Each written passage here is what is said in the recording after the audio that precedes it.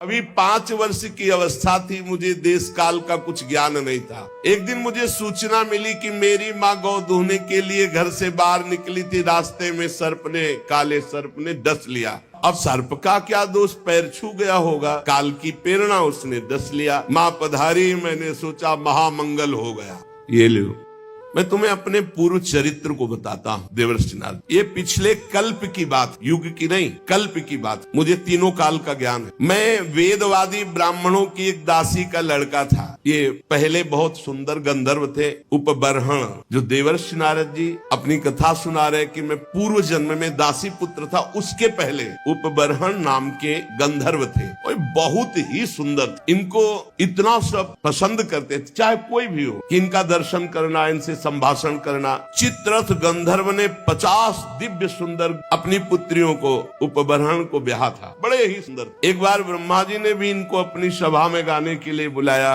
उपबर्हण को, भगवान का यश गाने। अब ये उस सभा में तो गए, बहुत रूपवान थे, जो देखे लुभायमान हो जाए। तो ये भगवान का यश न गा करके जो अप्सराएं और सब, तो रूप सौंदर्य सांसारिक गाने लगे। ब्रह्मा जी गए, सभा में बुलाए गए, हरि यश गान करने के लिए तुमने सांसारिक रूपों का गायन किया, इसलिए तुम दंड के अधिकारी हो, जाओ नीच योनि को प्राप्त हो। तुम्हें गर्व है अपने इस रूप का, जाओ तुम नीच योनि को प्राप्त। शाप सुनते तत्काल शरीर क्षीण हो गया, नष्ट हो गया। और ये कालांतर में द्रुमिल गोप की पत्नी कलावती के गर्भ से प्रकट हुए। किसी कारण से द्रुमिल गोप जब पधार गए तो कलावती इनको एक लेकर, साधु सेवी ब्राह्मण थे, उनके यहाँ दासी भाव से रहकर इनका पालन पोषण करने लगे। तो वही कह रहे हैं कि मैं पिछले कल्प के अपने पूर्व जीवन में वेदवादी ब्राह्मणों की एक दासी का लड़का था। वर्षा ऋतु में चातुर्मास जैसे चल रहा है, तो महात्मा जन एक स्थान पर 4 महीने टिकते, प्रायः ऐसा पहले से वो स्थान देख लेते थे कि जहाँ 4 महीना भिक्षा मिलेगी, और वो 4 महीना वर्षा में एक जगह रहते थे। वो जब देव उत्तिष्ठिनी एकादशी आती है, तब फिर सब चातुर्मास पूर्ण करके भ्रमण करते थे। तो ऐसा ही उन ब्राह्मण के यहाँ चातुर्मास करने बड़े महात्मा जन आए। तो उन ब्राह्मण ने मुझको, मेरी बाल्यावस्था थी, देवर्षि नारद जी कह रहे, उन संतों की सेवा में नियुक्त कर दिया। देखो, संत सभा में अपराध किया, ब्रह्मा जी की सभा संत ही सभा तो है, तो नीची गति को प्राप्त हुई। अब यहाँ संत सेवा, तो सर्वोत्तम गति को प्राप्त होंगे। मुझे संत सेवा में नियुक्त कर दिया गया। ये बड़ा सौभाग्य होता है जब संत सेवा का अवसर मिले, उनके चरण धोने का, उनको परोस के पवाने का, उनकी जूठल पत्तल फेंकने का, उनकी पत्तल से जूठे किनका लेकर, बड़ा इससे जो भगवत प्रेमी महात्मा, ये संसारिक लोग उपहास करेंगे, न मत सुनना। यद्यपि मैं बालक था, पर मैं संतों के सामने बहुत सौम्य होकर रहता, चंचलता नहीं करता। बालक था, इसलिए हमारी इंद्रिय विषय भोग संबंधी कोई चेष्टा ही नहीं थी, और खेल कूद में मेरी रति नहीं थी। तो संत मुझे बहुत पसंद करते, क्योंकि शांत भाव रहना, उनकी आज्ञा में रहना, उनकी सेवा में। तो सब संत हमें सेवा देते, ए पानी ले आ, ए ऐसा। मेरा शील स्वभाव देखकर समदर्शी सब संतों ने हम पर बड़ी कृपा की। मुझे संतों की जूठी पत्तल फेंकना, उनके पात्र मार्जन करना, और उसमें लगा हुआ जूठन निकाल के एकत्रित करके खाना, इससे क्या हुआ, भुंजे तद पास्त किल्विषः, जितने पाप थे सब भस्म हो गए। ये बड़ी बात है, ये बड़ी बात है। सब जनों को यही समझाते, जबरदस्ती आ गए, चलो संत सेवा में, चलो संत सेवा करो, चाहे आपको दोना पत्तल फेंक, कुछ भी करो, संत आ रहे हैं, आप इत्र छिड़को। संत आए, उनके चरण धो, एक रुमाल से पूछो, एक उनकी आरती करो, एक चंदन लगाओ, बैठा लो, भगवान की तरह उनको पवाओ, और जब पाके चले तो उससे जूठन उठाओ, एक एक किनका उठाकर एकत्रित करके पाओ।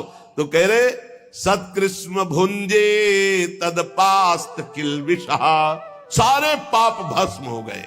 जो बर्तनों में, पात्र में लगी हुई जूठन होती, उसको एकत्रित कर लेता और एकांत में उसे पाता, तो भगवान के लिए रोना आता, हृदय से सारे पाप नष्ट हो गए। अब तो रोज यही सौभाग्य मिलता, चातुर्मास भर संतों की कथा सुनना बैठकर, उनकी जूठन पाला, उनकी सेवा करना। तो मेरी भगवान श्री हरि में अपार रुचि हो गई। रुचि, पूरा जीवन व्यतीत हो जाता है। उद्देश्य श्री भगवान भले हो, लेकिन रुचि भोग रहती है, रुचि संसार रहती है। रुचि भगवान में हो गई। ये संतों का जूठन, संतों के वचनामृत श्रवण का। प्यारे व्यास जी, संतों के संग में जब भगवान की लीला कथा होती तो मैं एकाग्रता पूर्वक सुनता और रोता, क्योंकि हृदय पवित्र हो रहा है। मेरी भगवान में अपार प्रीति होने लगी, भगवान में रुचि। महात्माओं की सेवा से मेरी बुद्धि भगवान में अचल हो गई। ये बहुत बड़ी बात, बुद्धि का भगवान में अचल हो जाना। अब उस बुद्धि में शुद्ध ज्ञान जागृत हुआ। बालक ही है अभी, ये संपूर्ण संसार असत है, ये ब्रह्म स्वरूप में कल्पित है, ये सत्य नहीं है। मैं ऐसा देखने लगा। ये बहुत ऊंची स्थिति। इस प्रकार शरद और वर्षा, इन दो ऋतुओं में तीनों समय महात्माओं का चरण धोना, महात्माओं की जूठन पाना, महात्माओं के वस्त्र धोना, उनके पास बैठकर भगवान की चर्चा सुनना, मेरे चित्त से रजोगुण तमोगुण का पूरा नाश और विशुद्ध त्रिगुणातीत भक्ति का प्रादुर्भाव हो गया। तस्यैवं मेनुरक्तस्य प्रसितस्य हतैन सहा श्रद्धानस्य बालस्य दान्तस्य अनुचरस्य च। मेरा संतों में बड़ा अनुराग हो गया, बड़ी प्रीति हो गई। मैं विनय पूर्वक संतों से यदि कुछ लेना है तो दैन्य, जैसे भगवान को दैन्य प्रिय से संतों, मैं विनय पूर्वक बर्ताव करता। संत जन मेरी श्रद्धा, मेरा संयम, मेरी विनम्रता, आज्ञाकारिता, ये देख करके बहुत प्रसन्न हुए। और जब जाने का समय हुआ तो मैं सब संतों के चरणों में लौटकर रोया कि अब कैसे जीऊंगा। 4 महीने आपका सानिध्य, चरणामृत, वचनामृत, उच्छिष्टामृत। उनमें से जो एक महापुरुष थे वे एकांत ले गए और उन्होंने भगवान के गुरुहतम ज्ञान का हमें उपदेश किया, जिसका उपदेश आगे भगवान ने उद्धव जी को किया है एकादशी स्कंद में। भगवान श्री कृष्ण के माया के प्रभाव को मैं जान गया।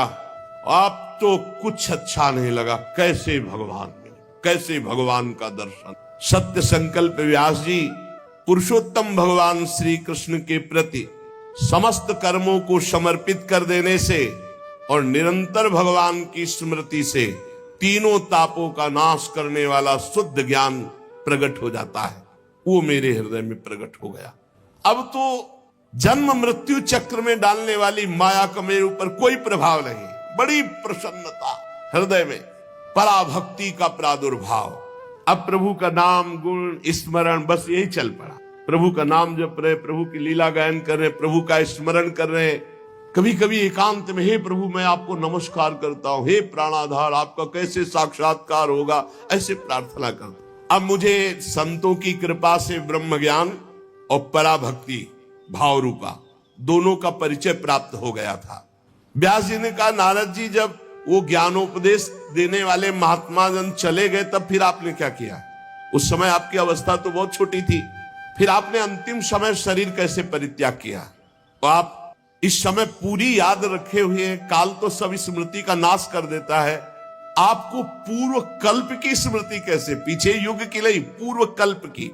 देवर्षि नारद जी ने कहा, जब मुझे ज्ञान देने वाले महात्मा गण चले गए तो मैं भगवान का नाम जब, भगवान का ध्यान, भगवान का स्मरण करते हुए, बहुत छोटी अवस्था थी, समय व्यतीत कर रहा था। मैं अपनी माँ का इकलौता लड़का था, वो मुझे बहुत प्यार करती थी। ये मुझे पच नहीं रहा था, ये मुझे पच नहीं रहा था कि माँ मुझे प्यार कर रही। मैं ही उसका सहारा था, इकलौता लड़का। मैंने भगवान से प्रार्थना की, प्रभु माँ के स्नेह पास से मुझे मुक्त करो। देखो, जननी जनक बंद सुत दारा, तन धन धाम सुहृद परिवारा, सबकी ममता ताग बटोरी, मम पद मनई बांध बर डोरी। मेरी योग क्षेम की चिंता माँ बहुत करती, हर समय खाया कि नहीं खाया, ऐसा वैसा, और ये मुझे बहुत अखरता क्योंकि मेरे ध्यान में विक्षेप पड़ता। कठपुतली जैसे नचाने वाले की इच्छा के अनुसार नाचती है।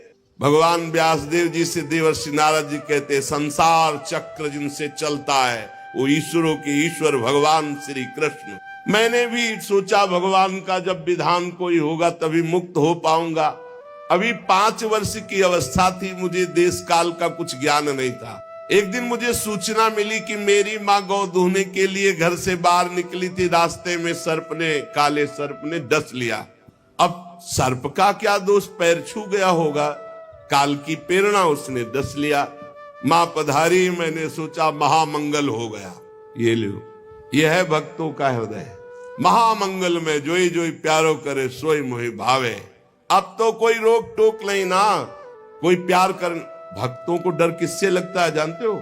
नफरत करने वालों से नहीं, प्यार करने वालों से। जो भगवान के प्रेमी जन होते हैं वो अपमान, तिरस्कार, निंदा करने वालों से कभी डरते नहीं, लेकिन प्यार करने वाले से डरते हैं। श्रद्धावान जो हो, कहीं हमारी चित्त वृत्ति इधर न चली जाए।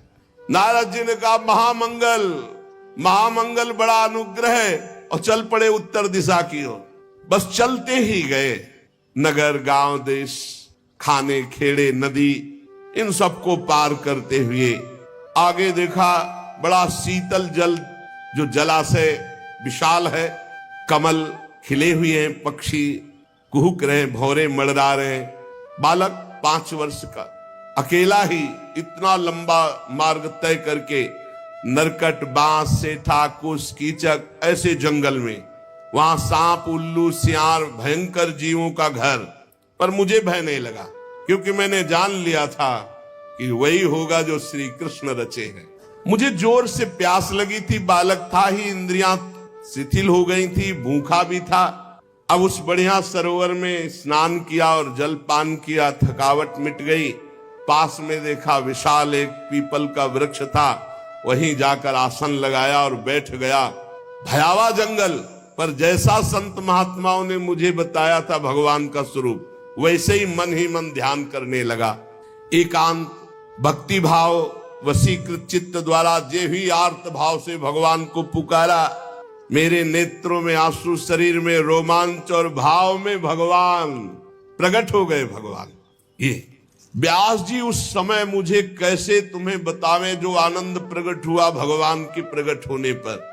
रोम रोम पुलकित हो गया, हृदय शीतल शांत हो गया, आनंद की बाढ़ आ गई, और मुझे तनिक भी ध्यान नहीं रहा मैं कौन हूं, कहां हूं, कैसा हूं। भगवान का ऐसा सुंदर रूप, मेरा मन लुभायमान हो गया। बस अभी आनंद ले ही रहा था कि सहसा रूप अंतर ध्यान हो गया। अब तो आसन से उठ खड़ा हुआ, विकल हो गया, चिल्ला चिल्ला कर रोने लगा।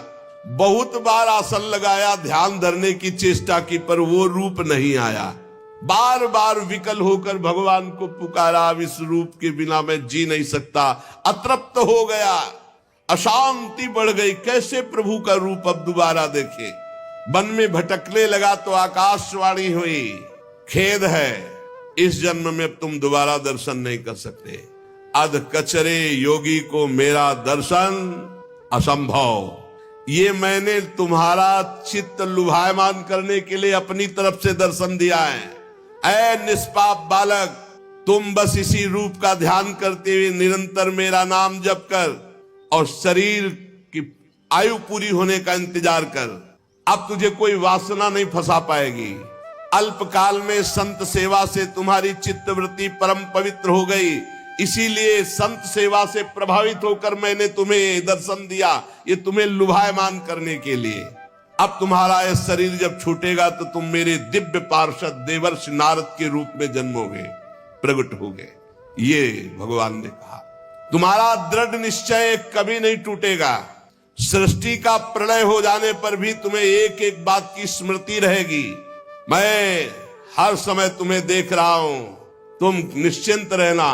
बस मेरे ध्यान में, मेरे भजन में शरीर छोड़ो और आओ, मैं दिव्य पार्षद रूप तुम्हें प्रदान करूंगा। मैंने आकाशवाणी जिस दिशा से हुई थी झुककर प्रणाम किया। बस लज्जा संकोच छोड़कर भगवान के नाम का कीर्तन करता हुआ समय व्यतीत करता। कब शरीर छूटे। स्पृहा, मद, मत्सर ये सब नष्ट हो चुके थे। अब तो काल की प्रतीक्षा करता हुआ केवल विचरण करता। भगवान की कृपा से मेरा हृदय कृष्ण प्रेम से भर गया। जैसे बिजली कौंधती ऐसे अचानक मृत्यु आई और मेरे शरीर को नष्ट कर दिया। जे भी शरीर नष्ट हुआ तो सीधे भगवान के समीप गया और भगवान ने मुझे दिव्य चिदानंदमय देवर्षि नारद शरीर दिया। ये पांच भौतिक नहीं है, ये चिदानंद है। त्रिभुवन में कहीं भी वायु के समान देवर्षि नारद जी जा, और कभी मृत्यु नहीं होनी। प्रारब्ध कर्म पांच भौतिक शरीर में होते हैं, चिदानंद में नहीं। सबको चिदानंद मिलता है जो भगवान के निजन होते, जैसे दास्य, सख्य, वात्सल्य, गोपी, सहचरी, ये सब चिदानंद स्वरूप। जब भगवान नारायण कारणों प्रणयकालीन समुद्र के जल में शयन करते हैं, उस समय भगवान ब्रह्मा जी सारी सृष्टि को समेट के, जैसे दुकानदार अपनी पूरी दुकान को समेट के घर जाता है, ऐसे सब समेट के भगवान की श्वास के साथ उनके उदर में जाके पूरी सृष्टि लेके शयन करते हैं। 1000 चतुर्युगी बीत जाने पर जब ब्रह्मा जी जगते, तब सृष्टि करने के लिए तीनों लोकों के जीव सब बाहर आ जाते हैं। फिर दुकान फैला दी। ये ऐसे ही चल रहा है। मैं भगवान की कृपा से बैकुंठ से लेकर अनंत जितनी रचना है, सब में बिना रोक टोक के विचरण करता हूं। मेरा कभी एक क्षण के लिए भी भगवान का भजन नहीं छूटता। और भगवान ने मुझे अपने कर कमल से स्वर ब्रह्म, ये वीणा दी है, और इस वीणा में सारे गा मा पा ध नी, सा षडज, र ऋषभ, गा गांधार, मा मध्यम, पा पंचम, धा धैवत और ना निषाद, ये सातों स्वर, सातों राग, ये सब विराजमान है इस वीणा में। षडज, ऋषभ, गांधार, मध्यम, पंचम, धैवत, निषाद, सारे गा मा पा ध नी, ये विभूषित दिव्य वीणा है। इसमें मैं भगवान के नाम का और लीलाओं का गायन करता रहता हूं, और जब चाहता हूं उसी समय प्रभु प्रकट होकर मुझे दर्शन देते हैं। जब जब जहां पुकारा भगवान वही है। कैसा सौभाग्य, ये भजन का फल। तुरंत बुलाने पर तुरंत आकर भगवान हमें दर्शन देते हैं। देवर्षि नारद जी के तुरंत आहूत यु में शीघ्रम दर्शनम याति चेतसी, हे कृष्ण, तो उसी समय जिस समय पुकारा तो कह रहे हैं आहूत यु में शीघ्रम दर्शनम याति चेतसी, उसी समय शीघ्रता पूर्वक भगवान आते हैं। जिन लोगों का चित्त निरंतर विषय भोगों की कामना से आतुर हो रहा है, उनके लिए बात समझना भी बड़ा कठिन होगा।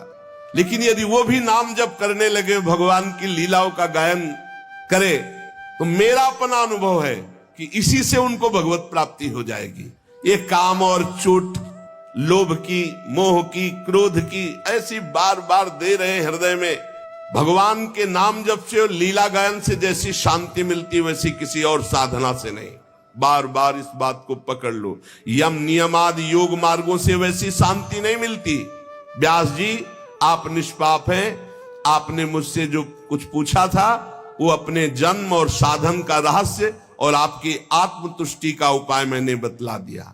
श्री सूत जी कहते हैं, शौनकादि ऋषियों, देवर्षि नारद जी व्यास जी से इस प्रकार कहकर जाने की अनुमति ली, और वीणा में तान छेड़ते हुए स्वच्छंद विचरण करते हुए भगवान का नाम गुण। नारद जी हर समय भगवान का नाम, वो धन्य भाग है उस महाभागवत को जिसकी जिह्वा पे नाम चल रहा है। आहा, अहो देवर्षि धन्योयम यत् कीर्तिम सारंग धन्वना, गायन माद्यन निदम तंत्र्या रमयत्यातुरम जगत। हर समय वीणा में नारायण नारायण नारायण नारायण और भगवान की लीलाओं का गायन। धन्य है ये देवर्षि नारद जो सारंग पाणी भगवान श्री हरि की कीर्ति, उनका नाम हर समय आनंद मगन होकर गाते हैं, और त्रिभुवन में जिधर जाते हैं उधर मंगल करते हैं, त्रिताप का नाश करते हैं। श्री शौनक जी ने पूछा, सूत जी, सर्वज्ञ एवं सर्वशक्तिमान भगवान व्यास देव जी ने जब नारद जी का ये वचन सुना, फिर उनके चले जाने पर उन्होंने क्या किया? श्री सूत जी ने कहा, ब्रह्म नदी सरस्वती के पश्चिम तट पर शाम्याप्रास नामक एक आश्रम है। वहां ऋषियों के यज्ञ चलते ही रहते हैं। वहीं व्यास जी का अपना आश्रम है। उसके चारों ओर बेर का सुंदर वन है। उस आश्रम में बैठकर उन्होंने आचमन किया, बद्रीवन, और स्वयं अपने मन को समाहित किया। उन्होंने भक्ति योग के द्वारा अपने मन को पूर्णतया एकाग्र और निर्मल करके आदि पुरुष परमात्मा और उनके आश्रय में रहने वाली माया को देखा। जिस माया से मोहित होकर ये जीव तीनों गुणों से अतीत होने पर भी अपने को त्रिगुणात्मक मान लेता है और इस मान्यता के कारण भारी दुख भोगता है, जन्म मरण आदि। इस अनर्थों की शांति का साक्षात साधन है केवल भगवान का निरंतर चिंतन।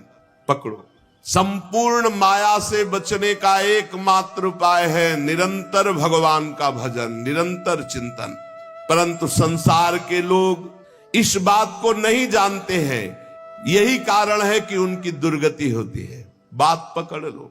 इसीलिए बहुत सरल भावों से भगवान की महिमा, भगवान के सिद्धांत जिसमें भरे पड़े हैं, ऐसे श्रीमद् भागवत की संहिता की रचना की भगवान व्यास देव जी ने। इसके श्रवण मात्र से पुरुषोत्तम भगवान श्री कृष्ण के प्रति परम प्रेममयी भक्ति हो जाती है।